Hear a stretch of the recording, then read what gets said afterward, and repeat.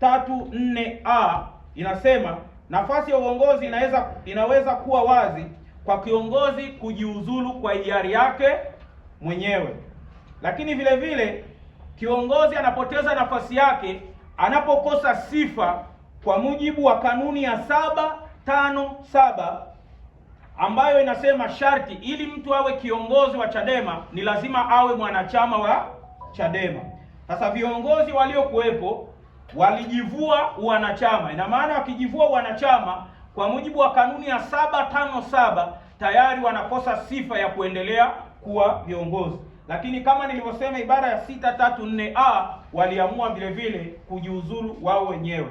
Kwa maana hiyo, nafasi ambazo zimekuwa wazi ni nafasi ya mwenyekiti wa mkoa iliyokuwa ikishikiliwa na Gervas Mgonja, nafasi ya katibu wa mkoa iliyokuwa ikishikiliwa na Basil Lema, nafasi ya mwenyekiti wa baraza la wanawake mkoa wa Kilimanjaro iliyokuwa ikishikiliwa na Grace Kiwelu, nafasi ya katibu wa baraza la wanawake iliyokuwa ikishikiliwa na Sharifa Malia, na nafasi ya mtunza hazina baraza la wazee wa mkoa iliyokuwa ikishikiliwa na Fredi Shayo.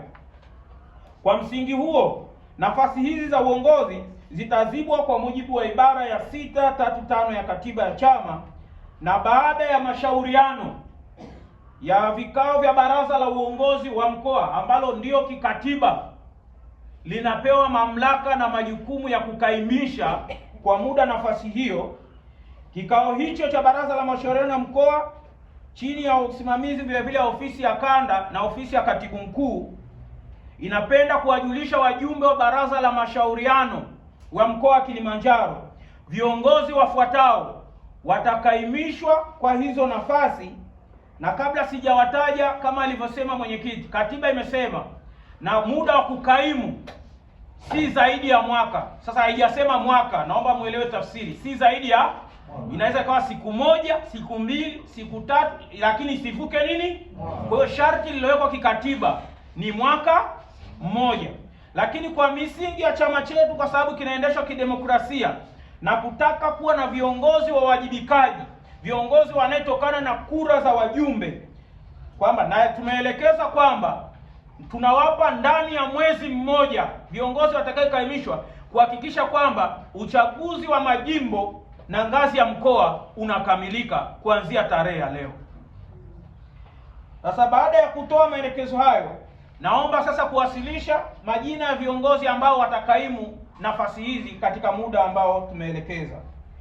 Kwa upande, kabla sijasema, vile vile chama tumeangalia mambo yafuatayo.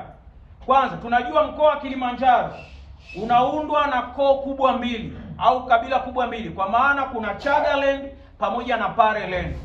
Kwa sababu hiyo ni kigezo ambacho vile vile tumekizingatia sana.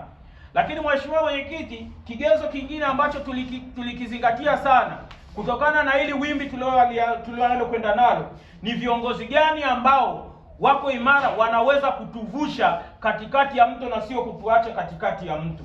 Kwa hiyo hicho ni kigezo ambacho nacho tulikizingatia sana. Sasa baada ya kusema hayo, viongozi wafuatao wanakaimishwa nafasi hizo.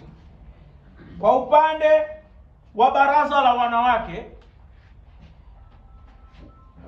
kamati ya utendaji hii ilifanyika chini ya kamati ya utendaji ya baraza la wanawake kanda ikiongozwa na Mheshimiwa Lucy. Waliokaimishwa ni Mheshimiwa Irene Lema kama katibu wa BAWACHA mkoa,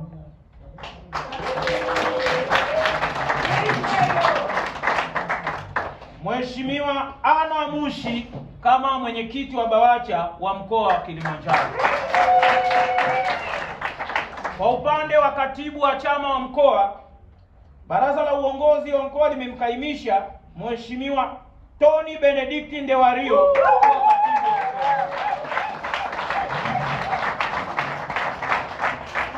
Na kwa upande wa mwenyekiti wa mkoa, baraza la uongozi wa mkoa limemkaimisha Mheshimiwa Jonas Kadege kuwa mwenyekiti. Wako wangapi? Wawili. Wanakuwa ngapi? Na wote wameridhia. Lakini kwa mujibu wa taratibu, hawa ambao wameshaondoka